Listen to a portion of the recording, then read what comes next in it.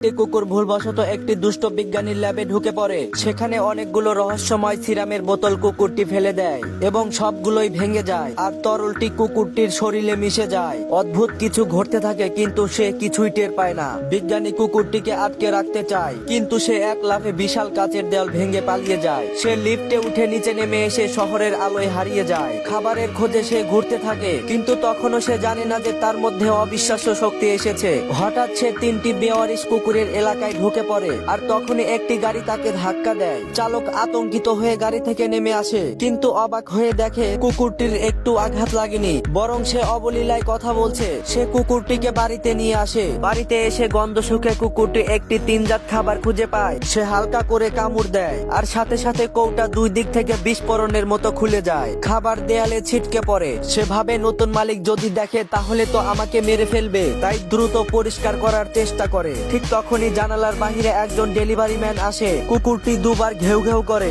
সাথে সাথে delivery man ভয় পেয়ে পালিয়ে যায়। এদিকে কুকুরটি খেলার ছলে সোফার নিচ থেকে একটি টেনিস বল বের করতে গিয়ে পুরো ছোপাটাই উল্টে ফেলে। ঠিক তখনই তার ছোট্ট মালিক জ্যাক বাসায় ফেরে। ঘরের অবস্থা দেখে সে হতবাক। সে ভাবে ডাকাত পড়েছে নাকি। কিচেন ক্যাবিনে খোলা টিনজাত খাবার দেখে সে সন্দেহ করে। তখন কুকুরটি স্বীকার করে নেয় সব আমি করেছি। জ্যাক চমকে উঠে বলে তুমি কথা বলছো? কুকুরটি মাথা নাড়ে। দুজনেই অবাক হয়ে যায়। এরপর জ্যাক তার কুকুরকে নিয়ে তার ক্রাশের সঙ্গে দেখা করতে যায় কিন্তু মেয়েটি সঙ্গে এনেছে এক সুন্দরী মহিলা কুকুর। বাতাসে তার লোম দুলছে আর তা দেখে কুকুরটি বিমোহিত হয়ে যায়। সে নিজের শক্তি দেখিয়ে তার মন জয় করতে চায়। সে এক লাফে লিম্বো স্টাইলে ফ্লাইং ডিস্ক ধরার চেষ্টা করে। ঠিক তখনই মেয়েটি চিৎকার করে ওঠে। কুকুরটি এক মুহূর্ত দেরি না করে দৌড়ে যায়।